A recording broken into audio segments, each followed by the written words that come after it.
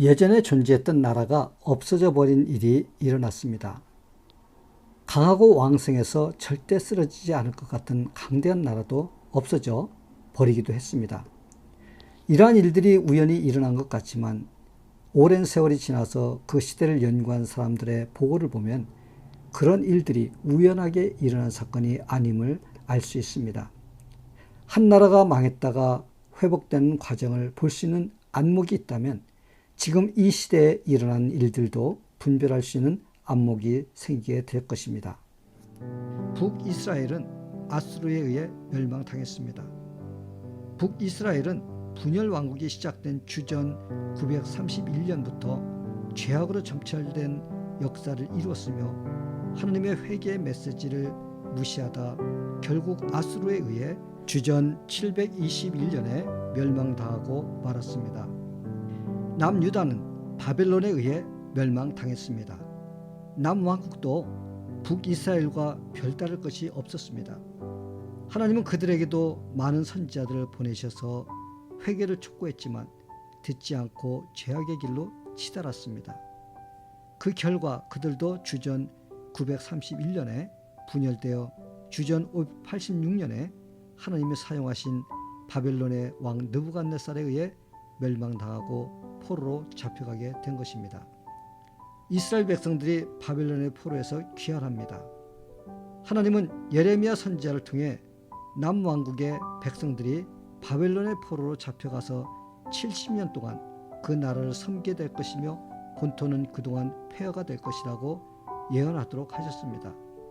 그러나 포로 기간의 70년이 끝나면 하나님께서 그들을 돌아보사 다시 본국으로 돌아오도록 할 것이라고 약속하셨습니다. 그리고 하나님은 그 약속의 말씀을 신실하게 지키시고자 바사 나라의 왕 고레스를 사용하셔서 그로 하여금 바벨론을 멸하도록 하셨습니다. 그리고 고레스 왕으로 하여금 바벨론의 포로로 잡혀갔던 유다 민족을 예루살렘으로 귀환하라는 조서를 내리도록 하셨습니다. 에스라서 1장 2절에서 4절까지의 말씀에서 바사왕 고레스는 말하노니 하늘의 신 여호와께서 세상 만국으로 내게 주셨고 나를 명하사 유다 예루살렘에 전을 건축하라 하셨나니 이스라엘의 하나님은 참신이시라. 너희 중에 무릇 그 백성된 자는 다 유다 예루살렘으로 올라가서 거기 있는 여호와의 전을 건축하라. 너희 하나님이 함께 하시기를 원하노라.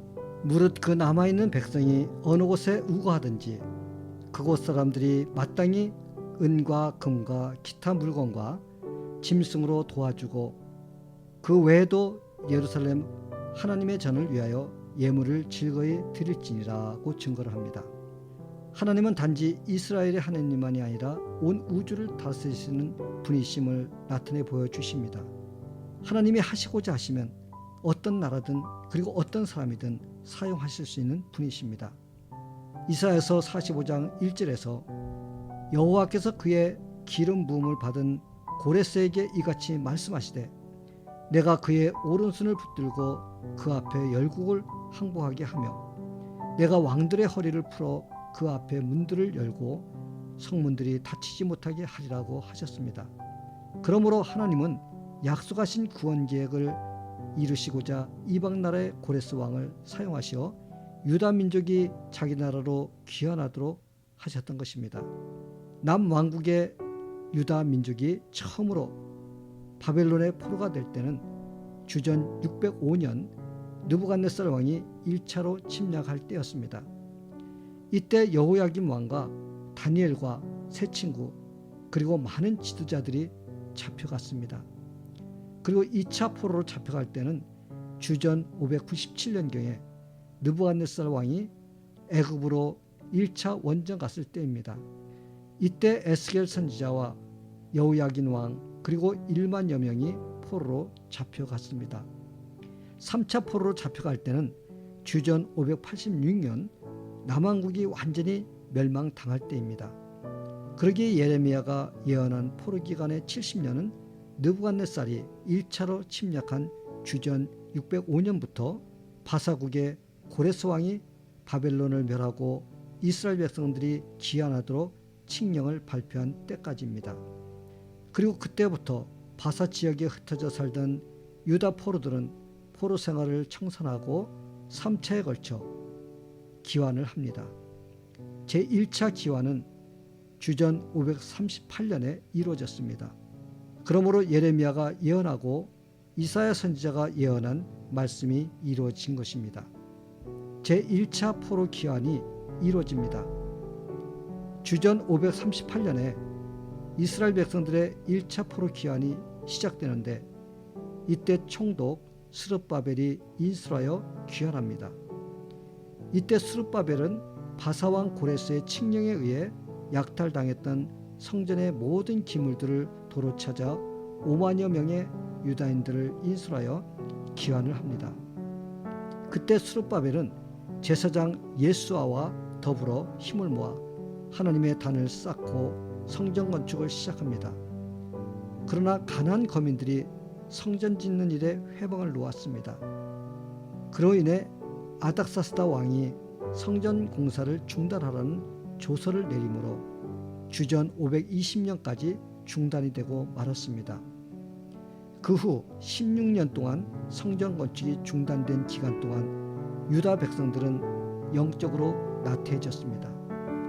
그래서 그들은 성전을 지으려는 생각보다 자기들의 집과 삶의 풍성함만 추구하며 사는 일에 치중하고 있었습니다. 그때 학개와 스가랴 선지자가 일어나 신앙적 격려와 용기를 주므로 다리오 왕 때 성전 건축을 허락받아 다시 시작할 수 있었습니다. 그리고 그들은 온갖 어려움이 닥쳐오는 가운데서도 성전 건축에 열정을 다함으로 마침내 성전을 516년에 완공할 수 있었습니다. 제2차 포로 기환이 이루어집니다. 제2차 포로 기환은 주전 458년경에 이루어졌습니다. 이때 귀환하려는 사람들을 이끌고 돌아온 지도자의 이름은 에스라입니다. 에스라는 학사로서 모세의 율법에 정통한 서기관이었습니다. 그는 포로 귀환 후에 유다인들에게 율법 교육과 개혁 운동을 시도한 선구자입니다. 그러므로 백성들로 하여금 하나님의 말씀대로 살도록 이끌어 주었습니다. 그리고 그는 이방인들과 결혼한 사람들을 가려내고 그들을 돌려보내는 등 단호한 종교 개혁을 주도했던 위대한 지도자입니다. 제3차 포로 기환과 함께 성벽이 재건됩니다.